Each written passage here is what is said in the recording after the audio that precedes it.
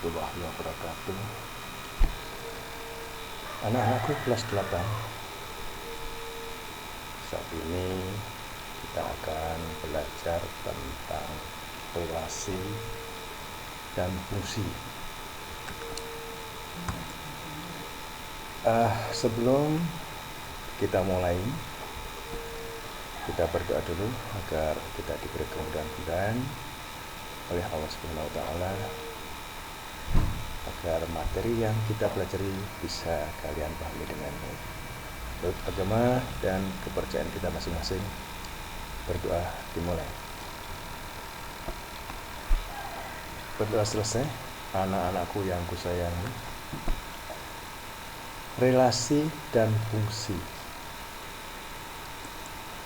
Apa itu relasi? Relasi adalah hubungan dua himpunan yang memasangkan anggota himpunan pertama atau himpunan pertama dengan anggota himpunan kedua dengan aturan tertentu. Jadi ada himpunan pertama dan ada himpunan kedua. Kita ambil contoh himpunan P dan himpunan Q.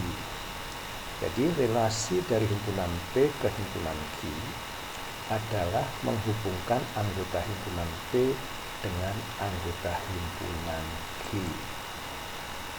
Kita ambil contoh.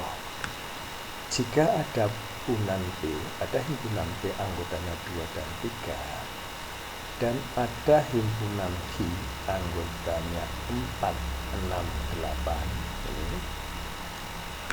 maka anggota-anggota himpunan P dan himpunan Q dapat dihubungkan dengan suatu relasi, yaitu relasinya faktor dari. Jadi aturan tertentu di sini adalah faktor dari. Sehingga 2 adalah faktor dari 4, 2 faktor dari 6, 2 faktor dari 8. Demikian juga 3 itu adalah faktor dari 8. Kita tulis 3 faktor dari 6. Jadi dari himpunan P ke himpunan Q dihubungkan oleh suatu relasi dengan aturan tertentu, yaitu aturannya adalah faktor dari. Anak-anakku, kalau kita tadi sudah mengetahui apa itu relasi, maka cara menyatakan suatu relasi itu bagaimana? Kita akan bahas cara menyatakan suatu relasi. Yang pertama dengan diagram panah. Yang kedua dengan diagram kartesius.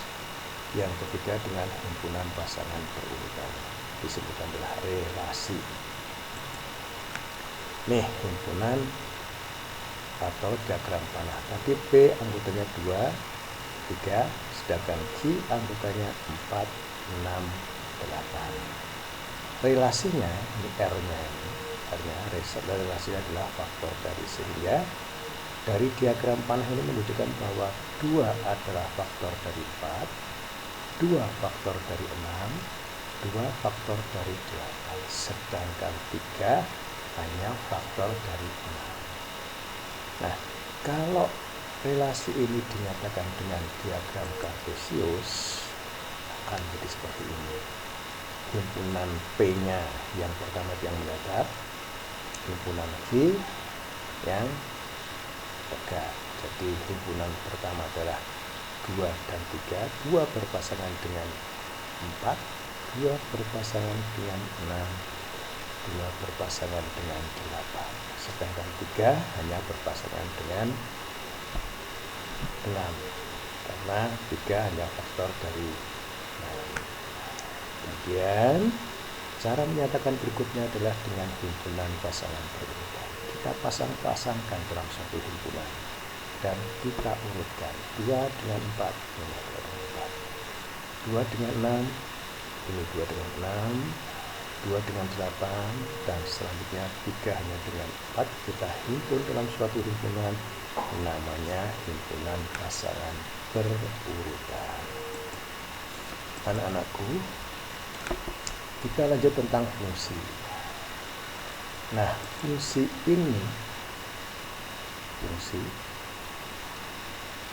itu suatu relasi khusus. Khususnya di mana? Nanti akan kita lihat. Relasi khusus yang memasangkan setiap anggota himpunan pertama dengan tepat satu anggota himpunan kedua. Contoh fungsi. Jadi himpunan pertama dapat pasangan, semua dapat pasangan, tetapi pasangannya hanya satu. Kalau yang bukan fungsi, ini bukan fungsi. Karena apa? Ada anggota A yang tidak mendapat pasangan di B. Siapa? B. Padahal syarat fungsi adalah semua anggota himpunan pertama mendapat pasangan. Ini ada satu yang tidak mendapat pasangan. Sehingga yang kedua ini adalah contoh bukan fungsi. Kemudian dari fungsi tadi anak-anakku kita akan mengenal apa namanya domain, apa itu kodomain, apa itu rank, ya. Kita lihat. Domain adalah daerah asal, sedangkan kodomain daerah kawan, dan rank adalah daerah hasil. Contoh yang tadi kita lihat, ada himpunan A, anggotanya adalah 1, 2, 3, sedangkan B anggotanya A, B, dan C. Ini harusnya hurufnya kecil, maaf.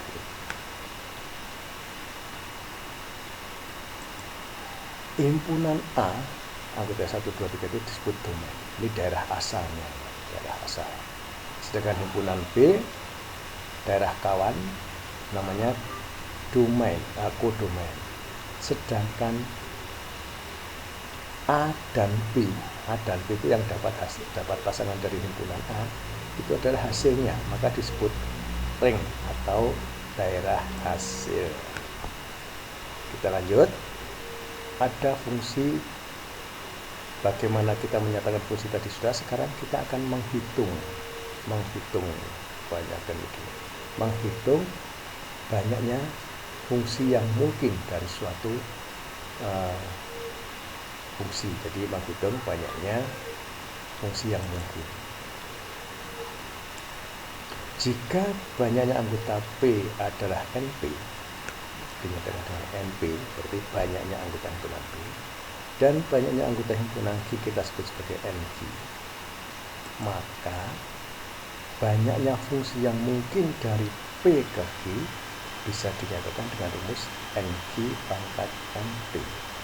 Lagi saya ulangi, banyaknya fungsi yang mungkin dari himpunan P ke Q adalah NP pangkat NQ, dan sebaliknya banyaknya fungsi yang mungkin dari Q ke P adalah NP pangkat NQ.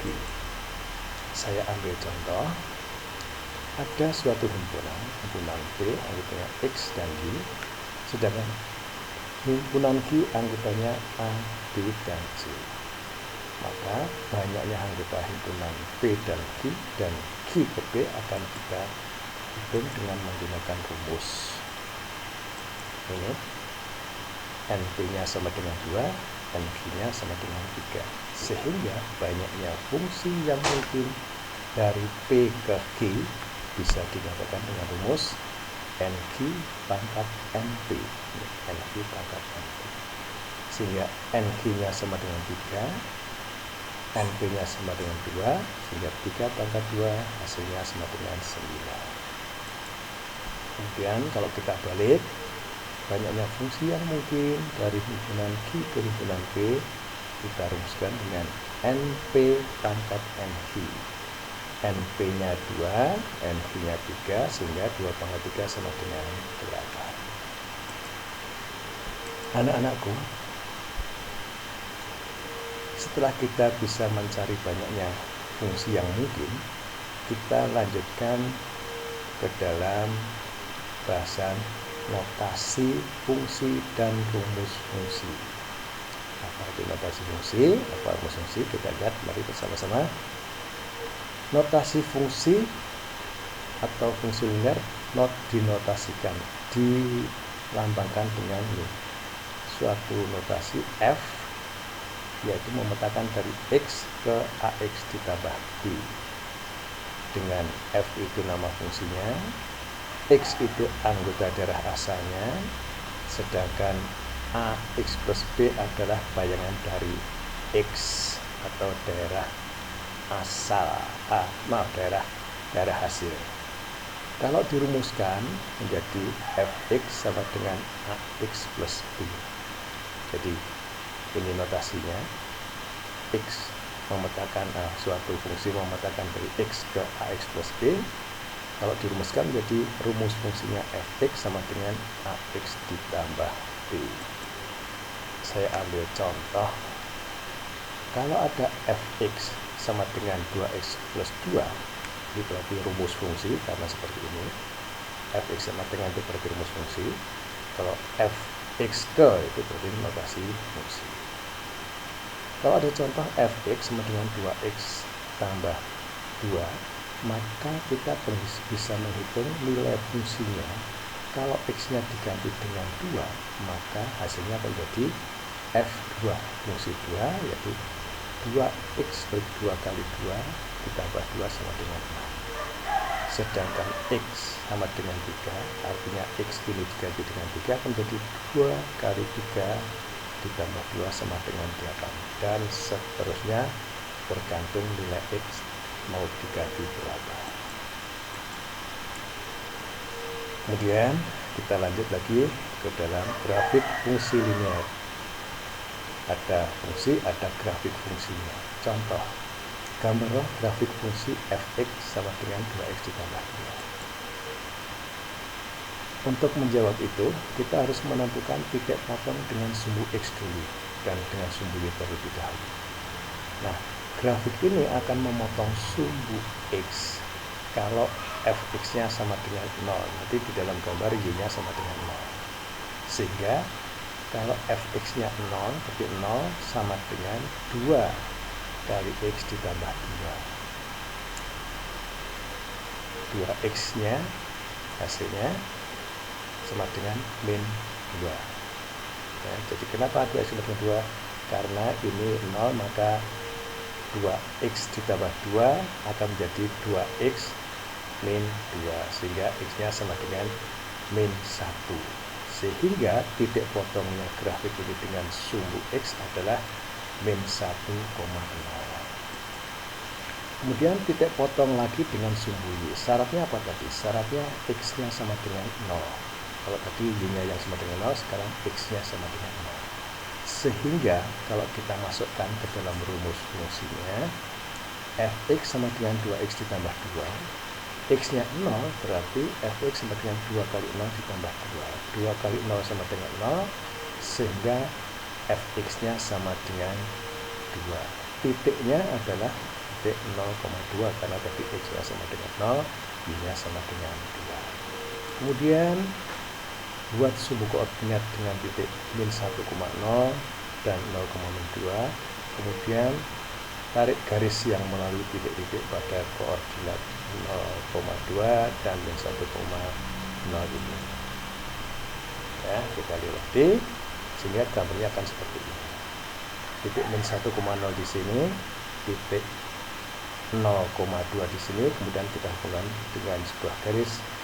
Nah, maka garis ini namanya garis Y sama dengan 2x plus 2. Kita lanjut.